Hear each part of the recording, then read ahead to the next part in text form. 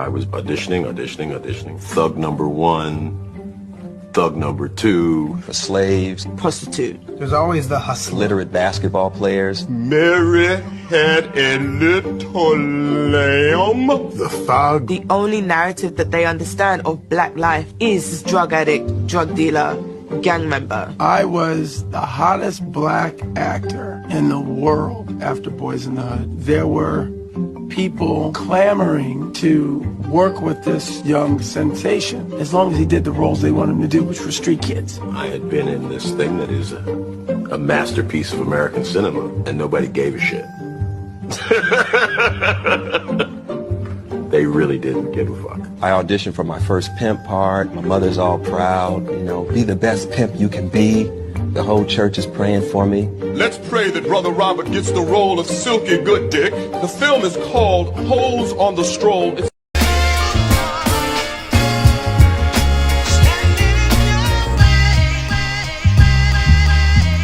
I will never be your hater, I'm your biggest fan. I hope it falls into place just how you planned it. Life could put you in a pickle, just make sure it's kosher. Lean on me like Bill Withers until you smell the roses. What's happening, fam? L.A.R. movement still moving. Subscriber died trying. You see the thumbnail, you see the clip. You know, this is where a lot of the image comes from, the negative image comes from.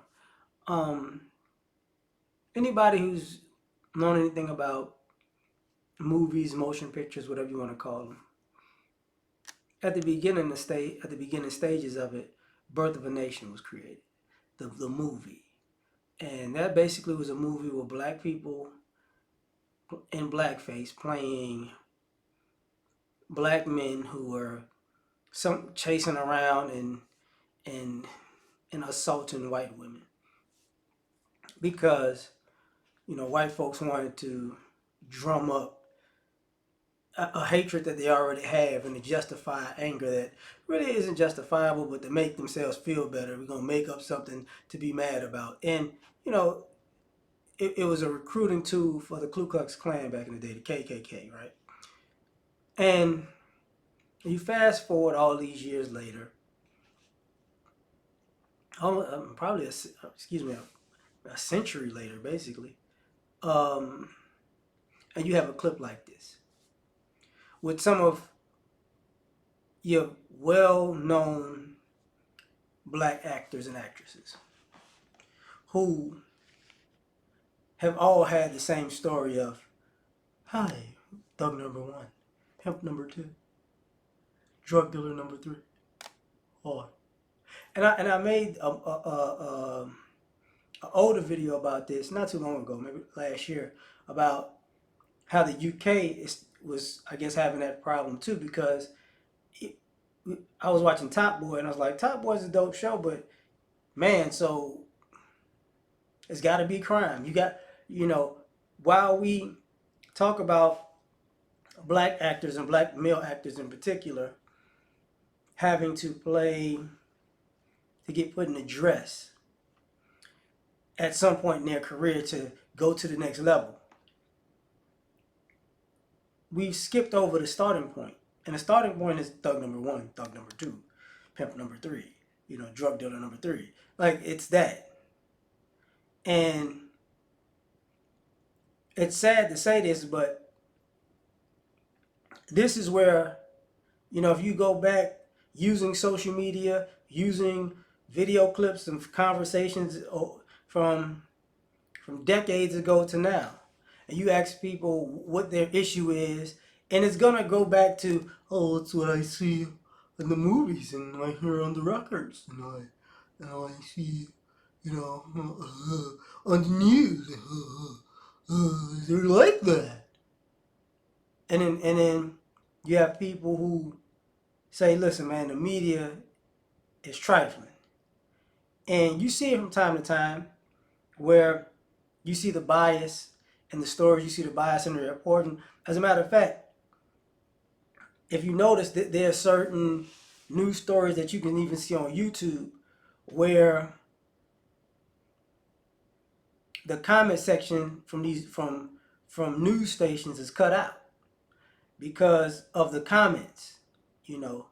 And when it's got to be like a racial event, whether it's, you know, and it could be either way. It could, if somebody black does something to somebody that's not black, the animals, the monkeys, didn't do, you know, didn't do's over or whatever. But it's all of these dog whistle words, you know, the ghetto and oh bookie, you know, that, you know. And then when somebody white does something, comments disabled. Comments disabled. Oh, interesting. You know, every now and then it flip flops, but for the most part, that's how it goes. So people are allowed to, you know, express themselves from the image that they know, and you can see it, you know, time and time again, how people psychologically or sociologically respond. You know, man, you know, black people do something like the kids got together in New York, and that was a riot because they got together. They was doing too much for sure, but it's about to be football season, college football season.